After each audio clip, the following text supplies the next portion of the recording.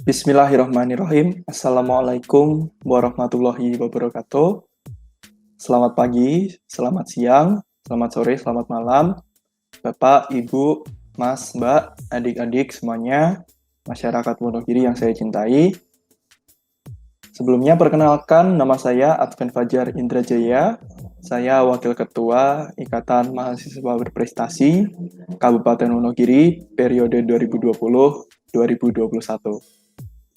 Nah, pada kesempatan video kali ini, saya mewakili Ikatan Mahasiswa Berprestasi Kabupaten Wonogiri diminta dari Dinas Penanaman Modal dan Pelayanan Terpadu Satu Pintu Kabupaten Wonogiri untuk membuat sebuah video tutorial mengenai bagaimana cara menginput data untuk perizinan izin usaha mikro kecil melalui laman online single submission oss.go.id. Sebelumnya kami sampaikan terlebih dahulu bahwa sebelum ini telah terlaksana program kolaborasi antara Dinas Penanaman Modal dan Pelayanan Terpadu Satu Pintu Kabupaten Wonogiri dengan Ikatan Mahasiswa Berprestasi Kabupaten Wonogiri untuk melakukan pendataan usaha mikro dan kecil yang belum memiliki baik nomor izin berusaha maupun izin usaha mikro dan kecil. Hal ini merupakan salah satu bentuk empati dari mahasiswa berprestasi Wonogiri akan dampak pandemi yang mendera semua golongan, terutama bagi pelaku usaha mikro dan kecil di Kabupaten Wonogiri. Harapannya ke depannya akan lebih banyak usaha mikro dan kecil yang terdata, sehingga masyarakat juga akan merasa tenang karena usahanya telah terdata. Kemudian lebih dari itu, Wonogiri akan mempunyai data pelaku usaha mikro dan kecil yang lebih tepat dan lebih detail lagi. Baik, masuk mengenai online single submission atau oss.go.id ini, ya sudah bisa terlihat Bapak, Ibu, Mas, Mbak, adik-adik sekalian sudah ada di layar. Saya akan mengenalkan mengenai oss.go.id ini. oss.go.id adalah sebuah portal pelayanan yang merupakan sistem yang mengintegrasikan seluruh pelayanan perizinan berusaha yang menjadi kewenangan menteri, pimpinan lembaga, gubernur, dan bupati atau wali kota yang dilakukan secara elektronik.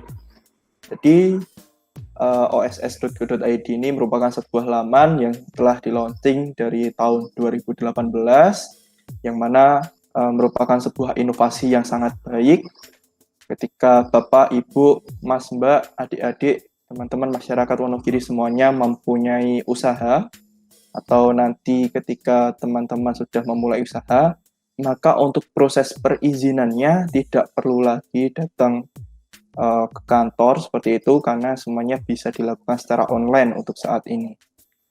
Kemudian pada konteks ini saya akan memberikan sebuah tutorial mengenai bagaimana kita menginput data untuk menerbitkan izin usaha mikro dan kecil dan nomor izin berusaha bagi pelaku usaha mikro dan kecil.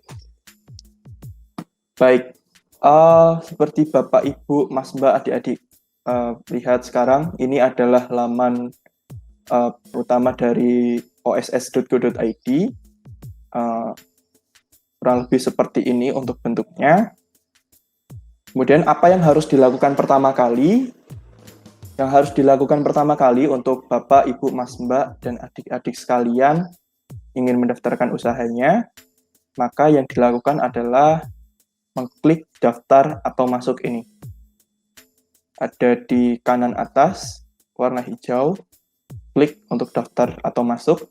Yang pertama, akan ditampilkan ketika Bapak, Ibu, Mas, Mbak semuanya membuka tab daftar atau masuk tadi, maka akan terlihat form login seperti ini. Nah, namun karena saat ini kita konteksnya adalah pendaftar untuk pertama kali, maka kita belum login dulu, namun klik untuk daftar, yaitu ada di pojok kiri bawah di sini. Kita klik. Nah, kemudian di sini akan muncul beberapa formulir seperti itu, beberapa borang. Yang pertama untuk KTP, silahkan diklik apakah ingin menggunakan KTP atau paspor. Kita pakai KTP. Kemudian silahkan masukkan nomor induk kependudukan. Bisa dicek di KTP masing-masing. Akan saya contohkan misalnya.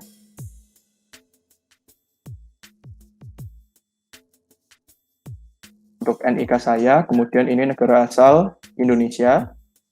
Kemudian untuk tanggal lahir, silahkan dipilih sesuai tanggal lahir masing-masing.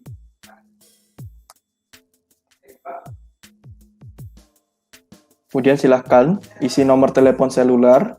Yang perlu dicatat adalah bahwa untuk nomornya ini tidak perlu menggunakan 0 di depannya. Misalnya nomor saya 089 sekian-sekian, maka yang ditulis hanya 89 saja untuk awalannya.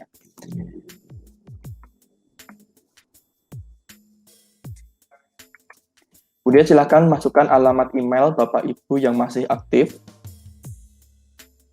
Harus dipastikan harus aktif ya Bapak Ibu agar untuk email ini bisa dikonfirmasi.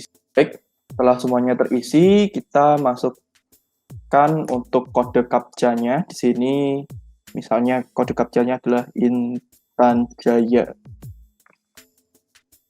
Kemudian silakan centang untuk saya mengerti dan menerima syarat dan ketentuan pengguna sistem OSS. Bapak Ibu bisa melihat syarat dan ketentuannya pada tulisan syarat dan ketentuan apabila ingin membaca terlebih dahulu. Kemudian kita submit. Kemudian setelah tersubmit, kita membuka alamat email kita untuk inbox kita. Baik, setelah kita menyelesaikan form untuk yang pendaftaran di OSS tadi, setelah itu kita akan membuka email kita yang tadi telah didaftarkan di pendaftaran. Bapak Ibu akan mendapatkan email yang pertama berjudul registrasi OSS, lengkap dengan nama user dan identitas nomor KTP, seperti itu. Kemudian yang perlu Bapak Ibu Mas Mbak lakukan adalah mengklik di aktivasi ini. Nah, setelah diklik, maka akan muncul konfirmasi seperti ini, yang menyatakan bahwa registrasi berhasil, terima kasih Anda telah melakukan pendaftaran pada aplikasi online single submission. Silahkan cek email kembali dan melakukan login. Nah, kemudian apa yang perlu dilakukan selanjutnya?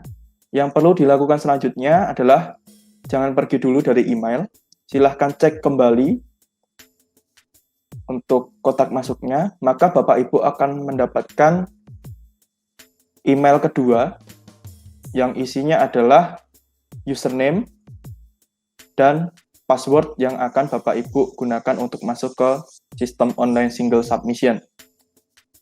Kemudian,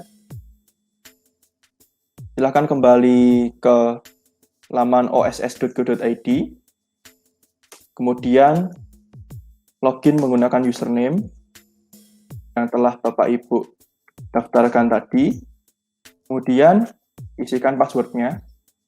Passwordnya adalah yang telah dikirimkan di email Bapak Ibu Mas Mbak sekalian. Silakan di-copy saja, kemudian dipaste ke password. Kemudian setelah username sudah kita isi, password sudah kita isi, kita masukkan kode captcha yang di sini adalah contohnya adalah Manowari. Kemudian kita login. Nah, apabila telah berhasil untuk login, maka tampilannya akan seperti ini. Bapak, Ibu, Mas, Mbak sekalian, di sini akan ada profil mengenai Bapak, Ibu, Mas, Mbak sekalian, termasuk nama, email, nomor KTP, dan lain sebagainya. Kemudian seperti ini untuk tampilannya seperti itu. Kemudian untuk mendaftarkan NIB dan IUMK, maka yang dilakukan adalah mengklik tombol permohonan di sini, pojok kiri. Kemudian pilih menu IUMK, kemudian pilih menu nomor induk berusaha. Sedikit koreksi, untuk NIB itu singkatan dari nomor induk berusaha. Ini. Saya tadi sedikit keliru, nomor izin berusaha. Kemudian yang pertama, Bapak Ibu akan menjumpai laman seperti ini, berjudul form perizinan mikro kecil, serta terdapat beberapa formulir di sini, seperti itu. Kemudian di sini juga ada 1, 2, 3, 4, 5 untuk nanti tab yang akan Bapak Ibu sekalian buka. Nah, namun untuk langkah pertama kita akan mengisi data profil terlebih dahulu. Yang pertama adalah nama pemilik usaha, kemudian nomor induk kependudukan, alamat rumah sesuai KTP, silahkan diisikan. Biasanya sudah langsung dari sana ya, dari oss.go.id-nya sudah mengisikan seperti itu. Asal pengisiannya sesuai KTP pada awal tadi. Kemudian silahkan isi nomor teleponnya. Kemudian silahkan diisi. Untuk pendidikan terakhir bisa diisi atau tidak. Misalnya saya sekolah menengah atas, tapi boleh diisi atau boleh tidak. Kemudian apakah Anda akan melakukan kegiatan ekspor? Silahkan diisi sesuai usaha yang Bapak Ibu Mas Mbak lakukan, apakah melakukan ekspor atau tidak. Saya tidak, seperti itu. Kemudian NPWP, apabila Bapak Ibu mempunyai NPWP, silahkan diisikan. Kemudian kekayaan bersih. Nah, ini definisi kekayaan bersih adalah kekayaan yang berupa aset cair atau aset lancar yang Bapak Ibu atau Mas Mbak miliki, tidak termasuk bangunan, rumah, dan sebagainya. Contoh kekayaan bersih di sini adalah pinjaman dari bank, tabungan, dan lain sebagainya. Bisa Bapak Ibu tuliskan di sini. Dan ada keterangan di sini, kekayaan bersih maksimal 50 juta rupiah untuk usaha mikro, dan kekayaan bersih 50 sampai dengan 500 juta rupiah untuk usaha kecil. Nah, ini berpengaruhnya di mana Bapak Ibu? Apabila kita mengisi di sini, misalnya saya mengisikan kekayaan saya 25 juta rupiah, maka di sini kolom nomor 3, komitmen prasarana usaha akan otomatis hilang. Kemudian, apabila saya mengisikan 50 juta 500.000, maka nanti kolom ketiga, komitmen prasarana usaha akan muncul. Karena apa? Karena yang perlu diingat, kekayaan bersih maksimal 50 juta rupiah untuk usaha mikro. Silakan ditulis saja sesuai jumlah kekayaan bersih yang Bapak Ibu Mas Mbak miliki. Saya akan tuliskan misalnya 25 juta untuk kekayaan bersih saya. Kemudian simpan dan lanjutkan. Klik simpan dan lanjutkan. Nah, setelah nomor 1 tadi data profil sudah diisi, maka kita akan masuk ke nomor 2, data usaha. Nah, yang bisa kita perhatikan juga bahwasanya tadi kolom yang ada 5, 1, 2, 3, 4, 5, sekarang hanya berubah menjadi 4 saja. Karena untuk komitmen prasyarat untuk usahanya menjadi hilang karena saya memasukkan besar kekayaan bersih di bawah 50 juta. Nah, apabila Bapak, Ibu, Mas, Mbak sekalian memasukkan lebih dari 50 juta, 100 juta misalkan 150 juta dan di bawah 500 juta, maka kolom syarat komitmen usaha tersebut akan kembali muncul. Kembali lagi untuk di tab kedua, untuk data usaha ini, kita akan menemui tampilan seperti ini. Belum ada usaha yang terdaftarkan di sini. Kemudian Bapak Ibu dapat menambahkan usaha Bapak Ibu, Mas Mbak sekalian, itu di tombol tambah usaha di pojok kiri atas, di bawah tulisan data profil. Kemudian di sini Bapak Ibu Mas Mbak sudah ada semuanya, nama usaha apa, NPWP usaha dan lain sebagainya. Akan kita berikan tutorial untuk mengisinya. Misalnya untuk nama usaha saya adalah Scout Corner. Ini nama usaha saya adalah Scout Corner, kemudian NPWP usaha, dikosongi saja tidak apa-apa apabila tidak ada. Kemudian apabila sudah, silakan untuk memilih KPLI. KPLI ini adalah klasifikasi baku lapangan usaha Indonesia, yang mana di sini Bapak Ibu, Mas Mbak, teman-teman, adik-adik sekalian bisa memilih semuanya, mulai dari A sampai U, itu ada sendiri, seperti itu. Silahkan dipilih klasifikasi Badan Lapangan Usaha Indonesia yang sesuai dengan usaha Bapak Ibu Mas Mbak sekalian. Nah, apabila masih bingung, Bapak Ibu Mas Mbak sekalian bisa mendownload aplikasi SiBaku yang bisa didownload melalui Play Store maupun App Store di smartphone Bapak Ibu sekalian. Nah, di situ Bapak Ibu, Mas Mbak bisa mempelajari terlebih dahulu mengenai jenis-jenis KPLI, kemudian disesuaikan mana yang sesuai dengan usaha yang Bapak Ibu lakukan. Misalnya untuk usaha Scout Corner saya, ini masuk ke KPLI C13, yaitu industri tekstil, karena saya memproduksi bed pramuka dan sejenisnya, seperti itu. Kemudian setelah KPLI terpilih, Bapak Ibu silahkan mengisi untuk KPLI 5 digit. Nah, sedikit saya sampaikan bahwa KPLI ini terbagi menjadi 3, yaitu KPLI 2 digit, yaitu yang C13 industri tekstil ini yang saya pilih ini. Kemudian KPLI 5 digit, itu adalah turunan dari KPLI 2 digit tadi. Kemudian nanti akan muncul jenis industri, seperti itu. Misalnya kita lakukan dulu, kita sudah memilih C13 industri tekstil, kemudian kita pilih KPLI 5 digit di sini. Untuk Scout Corner, usaha saya di sini jenisnya adalah industri kain, sulaman atau bordir. Kemudian akan muncul ini, pilih bidang usaha. Kemudian di sini akan muncul industri bordir sulaman. Saya memilih industri bordir sulaman karena saya menggunakan mesin dan ini yang paling sesuai dengan kriteria saya. Kemudian sarana usaha yang digunakan saya isikan di sini mesin jahit, mesin obras, kemudian meja. Silakan dituliskan sesuai sarana apa yang digunakan oleh Bapak Ibu Mas Mbak sekalian. Kemudian silakan tuliskan alamat usahanya. Nah, apabila alamat usaha itu tidak menetap, silakan cantumkan saja alamat KTP Bapak Ibu Mas Mbak sekalian. Misalnya untuk usaha saya ini belum ada tempat tetap, jadi saya berikan di KTP saya saja. Kemudian silakan pilih provinsinya di mana. Kita di Jawa Tengah. Di kabupaten kotanya kita ada di Wonogiri. Untuk kecamatan, silakan isikan kecamatan mana Bapak Ibu. Untuk saya ada di Wonogiri. Kemudian untuk desanya juga silakan dipilih. Saya ada di Purworejo. Status tempat usaha, sewa atau bukan sewa, karena ini rumah saya sendiri, ini bukan sewa. Kemudian untuk jumlah tenaga kerja atau orang yang bekerja di situ, saya bekerja sendiri, 1 orang saja.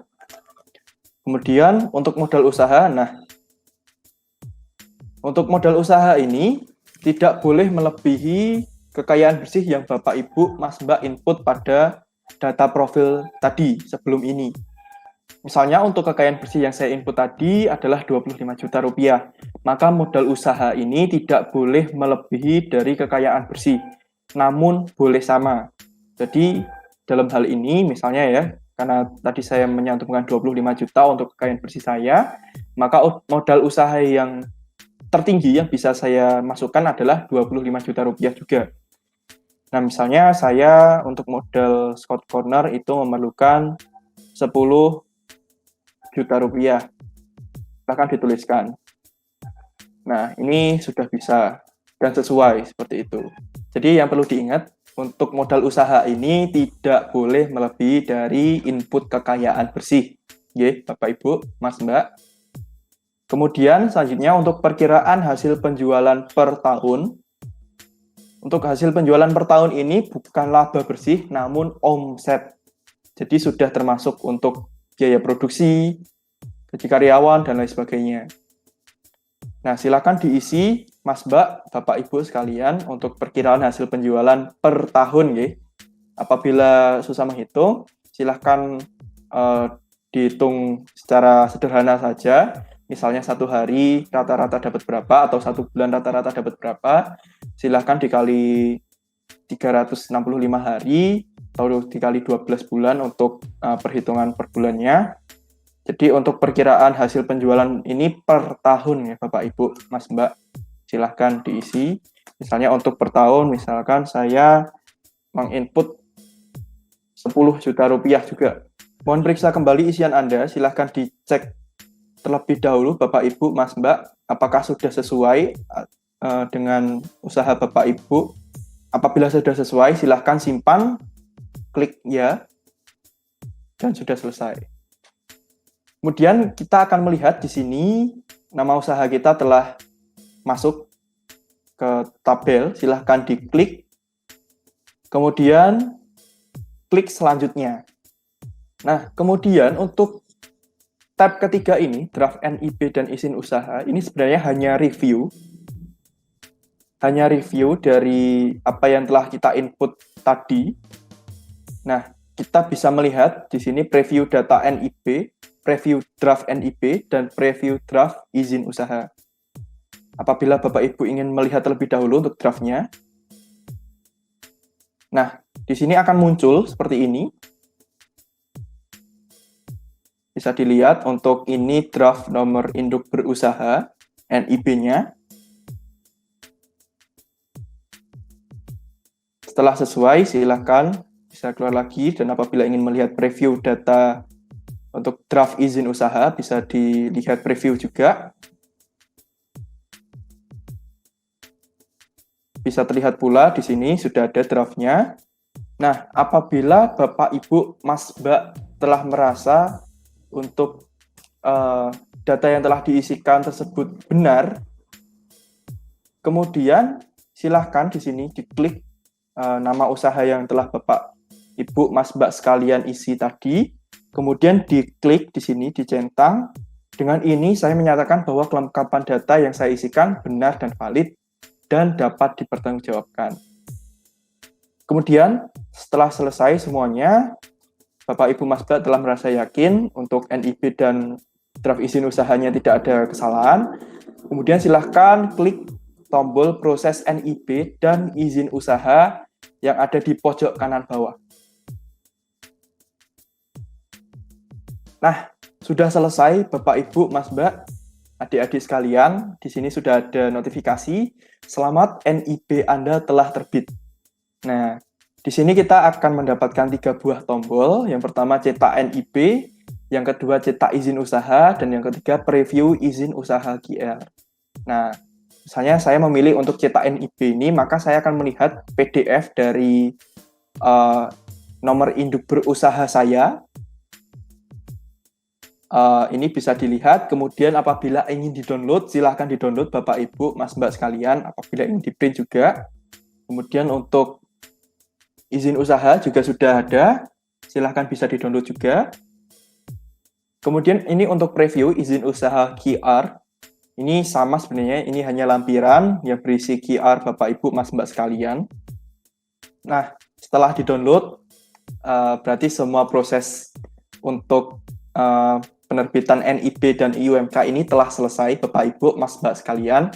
Nah, NIP dan IUMK ini bisa Bapak, Ibu simpan, bisa Bapak, Ibu cetak sebagai dokumen seperti itu, yang mana NIP dan IUMK ini sangat penting untuk legalitas Bapak, Ibu dalam berusaha, dan NIP IUMK ini sudah menunjukkan legalitas usaha Bapak, Ibu, dan posisinya lebih utama daripada surat keterangan yang diberikan oleh pemerintah desa maupun surat keterangan RT RW dan lain sebagainya. Kemudian dengan adanya NIP dan IUMK ini, Bapak, Ibu akan lebih dimudahkan dalam urusan permodalan, kemudian juga bantuan sosial seperti dampak dari pandemi COVID-19 seperti ini, maupun apabila Bapak, Ibu, Mas, Mbak sekalian akan melebarkan usahanya, Misalkan nanti dari mikro akan naik ke kecil, dari kecil akan naik ke menengah. Intinya dengan adanya legalitas usaha ini akan memudahkan perkembangan usaha kita di berbagai aspek, terutama pada aspek legalitas hukum dan bantuan permodalan perekonomian. Baik, sekian untuk video tutorial mengenai input data di oss.go.id. Apabila terdapat hal-hal yang kurang berkenan, saya mohon maaf. Dan apabila terdapat hal-hal yang belum jelas saya sampaikan, silakan disampaikan di kolom komentar. Kita akan berdiskusi di situ. Kemudian pertanyaan lebih lanjut juga dapat diajukan melalui Instagram Ikatan Mahasiswa Berprestasi Kabupaten Wonogiri maupun melalui Dinas Penanaman Modal dan Pelayanan Terpadu Satu Pintu Kabupaten Wonogiri. Sekian untuk video tutorial mengenai pengisian oss.go.id. Terima kasih atas perhatiannya. Wassalamualaikum warahmatullahi wabarakatuh. Semoga bermanfaat.